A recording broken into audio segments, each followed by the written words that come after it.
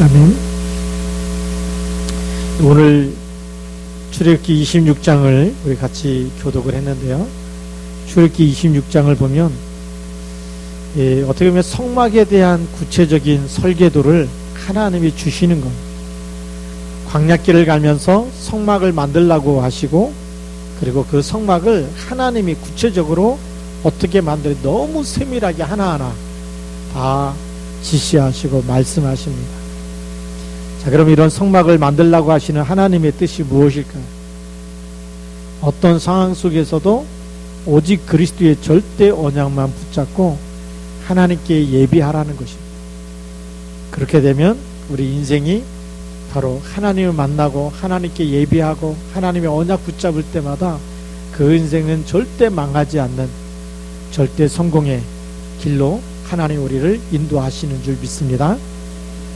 우리 첫 번째 보면 뭘 만들라고 얘기했냐면 휘장을 만들라라고 얘기합니다.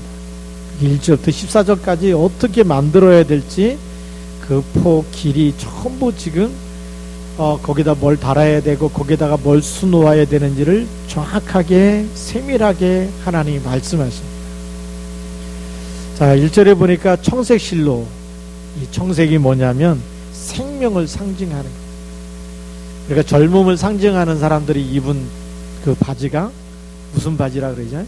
청바지라 그러죠. 예, 어디에서나 이 사계절 다 통할 수 있는 바지가 청바지고, 이거는 일할 때도 그리고 어디 뭐 이렇게 사람을 만날 때도 너무나 편하게 다 이 가리지 않고 입고 다닐 수 있는 게 청바지.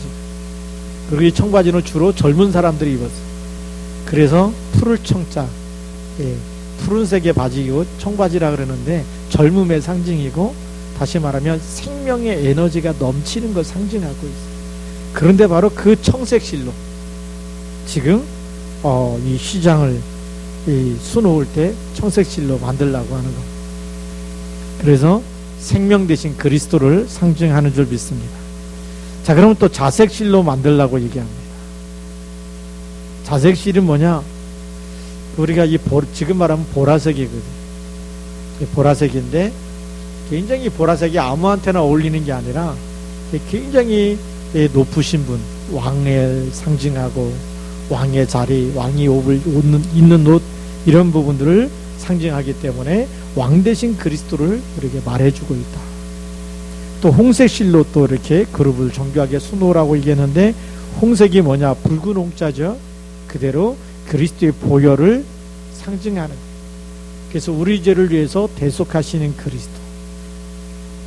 그러니까 청색, 자색, 홍색실을 합쳐버리니까 뭐가 되느냐? 우리에게 생명을 주시고 우리에게 계속 우리와 함께 있게 하겠다는 이 선지자 되신 그리스도. 자색실은 왕 되신 그리스도, 홍색실은 제사장 되신 그리스도. 다 합치니까 이게 그리스도를 상징하고 있는. 그래서 성막의 실체가 뭐냐? 그때는 오시지 않았기 때문에 그 그림자를 가지고, 그래서 선지자 또 왕, 제사장을 설명하기 위해서 청색실과 자색실과 홍색실로 그렇게 만들라고 얘기하고 있어요. 자, 또 두 번째 보니까 7절에 보면 그 성막을 덮는 막 곧 휘장을 염소털로 만들되 그랬어요. 성막을 덮는 막을 염소털로 만들어라. 그 휘장을 염소털로 만들어라. 그러니까 희생제사를 드리고 나면 받쳐진 염소 가죽, 염소털, 그걸 가지고 지금 이 성막을 덮는 휘장을 만들려고 하는 겁니다. 우리를 위해서 제물이 되시고 성막 안에서 하나님 만나는 길이 되시고, 그 그리스도를 통해서 우리가 하나님 만나는데, 우리를 위해서 염소 가지고 희생제사를 드리고 속죄제물로 드리고 그 남은 털 가지고 휘장을 만들어서 덮으라는 거죠. 다시 말하면 우리의 모든 죄와 허물을 가리우겠다는 겁니다. 우리가 성막에서 또 우리가 예배드리는 시간에 그리스도의 언약을 잡고 우리가 기도하는 그 시간에 하나님이 우리의 모든 죄와 허물을 덮으시는 줄 믿습니다. 또 14절 말씀해 보니까 붉은 물들인 순양의 가죽으로 막의 덮개를 만들고 해달의 가죽으로 그 윗덮개를 만들지니 그랬어요. 성막을 덮는 이제 그거를 순양의 가죽으로, 우리 순양은 잘 알죠. 그리스도의 비밀을 설명하고, 또 우리가 이삭 바치라 그럴 때 이삭 대신에 순양을 대신 바치는 그 그리스도를 설명하고 있는 겁니다. 그런데 해달의 가죽은 그건 아닌데요. 해달은 우리가 잘 알듯이 바다에 있지 않습니까? 그렇죠? 바다에 살고 있는 그런 해달인데, 그 가죽으로 윗덮개를 만들라. 그래서 해달의 가죽은 뭘 설명하냐면 겉으로 초롱한 모습의 그리스도를 얘기하고 있습니다. 그래서 한번 우리 이사야 53장을 찾아보겠습니다. 이 말씀이 이사야가 잘 우리에게 또 설명해 주고 있어요. 그래서 우리 성경 이사야서 53장 2절과 3절을 우리 또 같이 한번 읽어보겠습니다. 같이 한번 읽습니다. 그는 주 앞에서 자라나기를 연한 순 같고 마른 땅에서 나온 뿌리 같아서 고운 모양도 없고 풍채도 없은즉 우리가 보기에 흠모할 만한 아름다운 것이 없도다. 그는 멸시를 받아 사람들에게 버림받았으며 강고를 많이 겪었으며 질고를 아는 자라. 마치 사람들이 그에게서 얼굴을 가리는 것 같이 멸시를 당하였고 우리도 그를 귀히 여기지 아니하였도다. 해달의 가죽이 뭐냐? 성막을 마지막에 다 덮을 때에 귀해 보이지가 않는 거예요. 귀해 보이면 뭐죠? 막 그 안에 뭐가 있을 것 같다 그러면 막 들어가서 뭐 이게 뭐 찾고 뺏고 훔쳐가야 되는데 그런 모습이 아니에요. 예수님이 이 땅에 오셨을 때도 그런, 지금 같으면 뭐 연예인처럼 잘생겼거나 뭐 아이돌처럼 너무나 이렇게 막 멋있게 생겼구나 그러면 팬이라도 많이 생길 텐데 그런 모습이 아니라, 풍채도 없고 흠모할 만한 것도 없고, 바로 해달의 가죽으로 덮으란 얘기는 성막의 모습이, 그리스도의 실체의 모습이 그렇게 초라하고 또 정말 이렇게 막 겉으로 흠모할 만한 그런 멋있고 우리가 반할 만한 그렇게 귀해 보이는 그런 것이 아닙니다. 그렇지만 진짜 하나님이 그 안에 진짜 것을 감춰놨어요. 그것을 우리가 발견하시기 바랍니다. 두 번째 보니까 널판을 만들어 세우라라고 15절부터 30절까지 말씀하고 있어요. 널판을 세워서 조각목으로, 그것도 조각목으로 만들라고 얘기합니다. 그래서 15절에 보니까 조각목으로 성막을 위하여 널판을 만들어 세우되, 성막 안에 세우는 널판들은 전부 다 우리 성도들을 상징하고 있는 겁니다. 조각목처럼 잘난 사람들이 아니에요. 우리 교회를 바로 이해해야 되는데, 교회는 잘난 사람, 훌륭한 사람, 멋있는 사람들만 모이는 게 아니라 조각목처럼. 조각목이 뭐냐? 그 광야에서 나오는 아카시아 나무를 얘기하는 거예요. 우리가 솔로몬이 성전을 지을 때는 너무나 멋있는 나무, 향이 막 나는 백향목 같은 나무, 그 나무가 막 하얗고 향이 나. 그래서 백향목이라 그런 거 아닙니까? 그런 나무로다가 솔로몬 성전을 지었는데, 성막을 지을 때도 막 그렇게 화려한 걸로 지으면 얼마나 좋겠어요. 그런데 그거 말고 아카시아 나무처럼, 여러분들 뭐 아카시아 나무 뭐 귀합니까? 그쵸? 그냥 뭐 잘못 만지면 가시 bek히기 때문에 가시야, 그래서 아카시아 나무가 됐다는데, 그렇게 막 사람들이 귀하게 여기지 않는, 그것도 조각목으로, 뭐 그게 아름드리 나무가 아니기 때문에 다 잘라가지고 이어서 만든 거예요. 우리가 성도 한 사람 한 사람을 보면 그렇게 부족한 게 많고, 또 정말 실수하는 것도 많고, 연약한 것도 많고, 또 잘못하는 것도 많아요. 또 우리가 약한 모습도 많아요. 그런데 하나님은 그것을 전부 다 금으로 입혀서, 잘난 사람들은 아니지만 29절에 보니까 그 널판들을 금으로 싸고, 그게 뭐죠? 우리가 부족하고 연약하고 실수가 많고 그럼에도 불구하고 그리스도로 옷 입을 때 우리는 마귀 자녀가 아니고 하나님의 자녀인 줄 믿습니다. 그 연약하고 볼품없는 그 조각목들을 전부 다 금으로 입혀라. 성막에 오는 사람들이 부족하고 연약하고 그렇지만 그리스도로 옷을 입고 그리스도를 영접하고 그리스도 이름 가지고 붙잡고 있을 때마다 하나님 보실 땐 가장 귀한 사람이 되는 줄 믿습니다.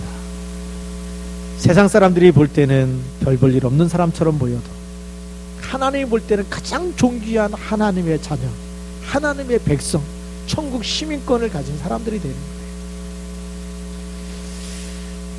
그래서 로마서 13장 14절에 보면 그리스도로 옷을 입으라라고 되어 있습니다. 우리가 다른 옷 말고 그리스도로 옷 입을 때마다 우리의 영적인 신분이 하나님의 자녀가 되는 권세가 회복되는 줄 믿습니다. 누구든지 그리스도 안에 있으면 새로운 피조물이라 이전 것은 지나갔으니 보라 새 것이 되었도다.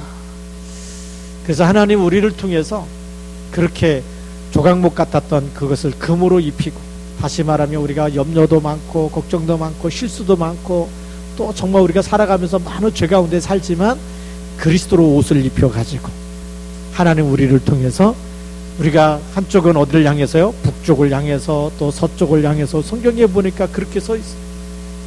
우리가 이 땅에 세상을 향해서 살아가고 있지만 그러나 우리는 성전 안에 있는 하나님의 자녀고 우리 속에는 하나님이 함께 계시는 이런 비밀 가진 사람인 줄 믿습니다. 그래서 세상을 살려야 될 사람이, 그래서 그것을 가지고 어떻게 하느냐, 성경에 보니까 20절에 보면 성막 다른 쪽 곧 그 북쪽을 위하여도 널판 20개로 해라. 북쪽을 위해서도 그렇게 해라. 또 22절에 성막 뒤 곧 그 서쪽을 위하여는 널판 6개를 만들고, 계속 이렇게 막 서쪽에다 만들고 북쪽에다 만들고 그렇게 세우세요. 그러니까 하나님 우리를 향해서 뭐 하는 거죠? 세상을 살리기 원하시는 줄 믿습니다. 왜요? 세상에 답이 없기 때문에. 그래서 세상을 향해서 금으로 옷을 입혀서 그리스도로 옷을 입혀서 우리가 조각목이었지만 그러나 하나님이 이렇게 그리스도를 통해서 우리가 구원받은 존귀한 하나님의 자녀가 됐다. 우리가 정말 이 성전에서 하나님을 만나고 그리스도를 붙잡을 때마다 우리가 그렇게 존귀한 영적인 신분이 바뀌고 운명이 바뀌어진다는 것을 알려주라는 것. 하나님 우리를 증인으로 세우시는 줄 믿습니다. 그래서 우리가 성전 안에서 뭘 회복해야 되느냐? 하나님의 나와 함께 있는 임마누엘을 회복해야 될 줄로 믿습니다. 자, 그리고 세 번째 보니까 성소와 지성소입니다. 31절에 보면 다시 또 얘기합니다. 너는 청색, 자색, 홍색 실과 가늘게 꼰 배실로 짜서 뭘 만들라고요? 휘장을 만들고 그 위에 그릇들을 정교하게 수놓아서, 지금 휘장을 청색, 자색, 홍색 실로 쫙 휘장을 만든 다음에 거기다가 그룹을 만들라는 거예요. 그룹이 뭐죠? 천사들이, 천사를 정교하게 만들라는 거예요. 정교하게 만들라는 얘기 뭐죠? 아주 세밀하게 그 천사의 모습이 잘 드러나도록 만들라는 겁니다. 그러면서 뭐 하는 거냐? 그것 가지고 33절에 보니까 그 휘장을 갈고리 아래에 늘어뜨린 후에 증거계를 그 휘장 안에 들여놓으라. 그 휘장에 너희를 위하여 성소와 지성소를 구분하리라. 성소와 지성소를 구분해서 휘장을 쫙 친 다음에 그 휘장 뒤에는 뭐가 있느냐? 지성소가 있고 증거계가 있고 속죄소가 있고 그렇습니다. 그런데 그 지성소에는 들어갈 수가 없어요. 휘장 너무나 아름답죠. 청색, 홍색, 자색 실로 거기다가 그 천사들을 그룹으로 딱 멋있게 만들어, 거기까지는 보이는데 그 뒤에, 그 아름다운 뒤에 너무나 궁금한 거예요. 그 뒤에는 뭐가 있을지. 그 뒤에는 특별한 은혜가 없으면 누구도 들어갈 수가 없어요. 대제사장도 1년에 한 번밖에 들어갈 수가 없어요. 그 한 번을 들어가는데 그 지성소 안에 들어갈 때 하나님의 은혜가 아니면 들어갈 수가 없어요. 대제사장도 1년에 한 번 들어가는 그 속죄 지성소에 자기를 위하여 속죄 제물을 드리고 들어가요. 그런데 너무나 놀라운 일이 생겼죠. 그 놀라운 일이 뭡니까? 예수님이 오셔서 성막의 실제가 되신 그리스도께서 이 땅에 오셔서 십자가에서 돌아가실 때 다 이루었다, 마지막 그 말씀하시고 운명하실 때 이 성소와 성막과 이 지금 지성소죠, 성소와 지성소를 이렇게 가리고 있는 휘장이 위에서부터 아래로 찢어졌어요. 아래에서부터 위로 찢어졌으면 누가 밑에서 찢었을 텐데 위에서부터 아래로 찢었기 때문에 사람이 찢을 수가 없는 거죠. 누가 찢었습니까? 하나님이 그 성소와 지성소를 가리고 있는 이 휘막을 여기 출애굽기에는 만들려고 그러고 그걸 도무지 그 뒤에는 누구도 들어갈 수 없고 대제사장만 1년에 한 번씩 들어가는 그곳을 하나님이 예수님이 십자가에서 죽으실 때 마지막 운명하실 때 위에서부터 아래로 휘장을 찢어서 누구든지 그리스도 이름을 붙잡고 그리스도의 피를 가지고 나올 때마다 지성소 안에 들어갈 수 있다. 지성소 안에 들어간다는 얘기는 뭐죠? 하나님을 만나게 된 거예요. 그래서 그리스도를 믿는 그 순간에 여러분들이 하나님 앞에 나와서 하나님을 아버지라고 부를 수가 있게 돼요. 그리고 하나님 앞에 누구든지 와서 예수 이름으로 기도하면 응답받을 수 있는 신분 권세를 주신 거예요. 그전에는 하나님 전에 나오면, 다시 말하면 여기 강단 앞에 휘장이 쳐 있다. 그럼 여러분 그 뒤에서만, 그런데 와가지고 이 성전에 와서 들어와서 하나님을 아버지라고 부를 수 있고, 이거 어마어마한 축복입니다. 하나님께 찬양할 수 있고 예배할 수 있고, 이건 어마어마한 축복이죠. 그래서 여러분들 뭐라고 부르느냐? 성경에 보니까 왕같은 제사장들이요, 거룩한 나라요, 그의 소유된 백성이다. 지금도 천주교는 이 하나님 앞에 직접 기도를 못하게 돼 있어요. 그래서 고해성사를 누구에게 합니까? 신부에게 하면 신부가 그걸 가지고 하나님 앞에 가서 기도하는 거예요. 근데 러시아에 갔을 때 이렇게 동방정교회를 봤고, 또 조지아 갔을 때도 거기에 있는 교회를 봤어요. 그 교회들이 전부 다 정교회인데, 정교회는 뭐냐? 구약시대의 모습 그대로 있어요. 성도들이 와가지고 막 지금 말하면 우리 목사님 같은 분이죠. 수사라 그러고 뭐 이런 분들, 신부를 만나고 이러는데 거기다가 자기 기도 제목을 다 얘기해. 그리고 그 사람이 다 듣고 또 들어가서 또 기도한. 그리스도께서 죽으시면서 휘장을 위에서부터 아래로 갈라지게 하시고 다 들어오게 있어서 우리는 왕같은 제사장이 됐는데 불구하고 자기 기도도 자기가 하나님 앞에 기도 못한다. 그러니까 얼마나 불쌍해. 아직도 출애굽기에서 못 빠져나와. 광야 성막교회에서 못 빠져나온 그 성막교회의 실체가 누구냐? 모든 것의 실체가 그리스도인 줄 믿습니다. 그래서 여러분들 얼마만큼 축복 받았느냐? 여러분들이 왕같은 제사장이기 때문에 여러분들이 직접 하나님 앞에 기도할 때마다, 그 이름 붙잡고 기도할 때마다 모든 죄를 용서해 주시고 사해 주시고, 우리 왕같은 제사장이기 때문에 여러분들이 그리스도 이름 붙잡고 기도할 때마다 여러분들이 성전에서 기도하고 예배드리면서 기도하는 그 시간에 모든 흑암 권세가 결박되고 떠나가는 줄 믿습니다. 왜요? 이 성막의 실체가 그리스도이기 때문에. 그리고 그리스도를 통해서 우리에게 계속해서 하나님의 영원한 생명을 우리에게 주시기 때문에 우리가 강단의 말씀을 붙잡고 인도받을 때마다 하나님의 풍성한 생명의 말씀이 우리에게 넘치고, 그래서 그 말씀 묵상하고 기도하는데 강단 말씀 붙잡고 매일 녹취하고 또 듣는데 날마다 새 힘을 주시는 줄 믿습니다. 이런 엄청난 특별한 은혜 받은 사람들이 여러분들이 빨리 뭘 회복해야 되느냐?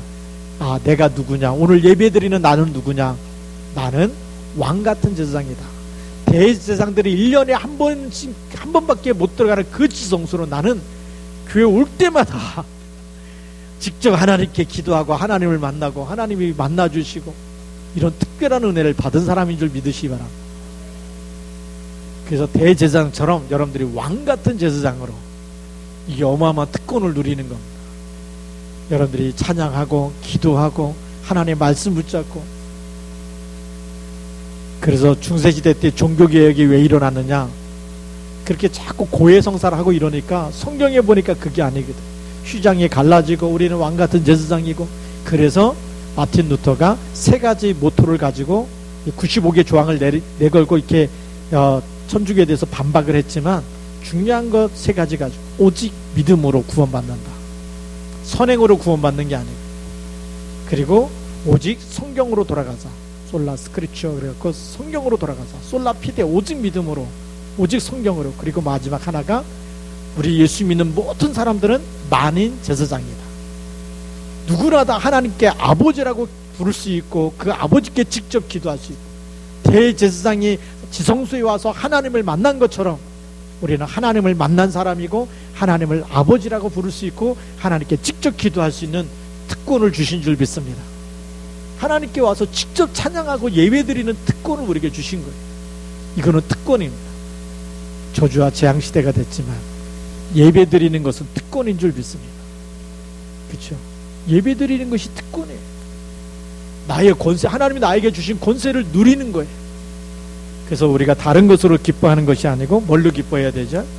오직 임마누엘로 기뻐해야 돼요. 또 뭘로 기뻐해야 됩니까? 우리가 정말 기도하는 시간이 행복해져요. 하나님께 예배하는 시간이 가장 행복해야 될 줄로 믿습니다. 그래서 이 성막의 실체 되신 그리스도, 여기 보면 증거계라든지 중요한 질서병에는 전부 다 그것을 메고, 고리를 달아서 메고 움직일 수 있도록. 그게 뭡니까? 이스라엘 백성이 가는 곳에 증거궤를 메고 언약궤를 메고 가는 모든 곳에 하나님이 함께 하겠다는 거예요. 여러분들이 그리스도 붙잡고 가는 곳에, 강단 메시지 붙잡고 가는 곳에 하나님이 함께 계시는 줄 믿으시기 바랍니다. 그래서 속지 마세요. 예배 드리면서 말씀을 딱 붙잡았다, 일주일 동안 내가 이 말씀 붙잡고 날마다 인도받겠다. 하나님이 그곳에, 돌비판이 있는 곳에, 하나님의 언약이 있는 곳에, 거기에 하나님의 인도가 있고 하나님의 능력이 나타나게 되어 있습니다. 이 축복을 받아서 여러분들이 또 믿음으로 한 주간 승리하고, 정말 이 오늘 복잡하게 설계도가 세밀하고 복잡한데 그냥 간단하게 딱 한눈으로 본다면, 아, 이 실체가 그리스도구나.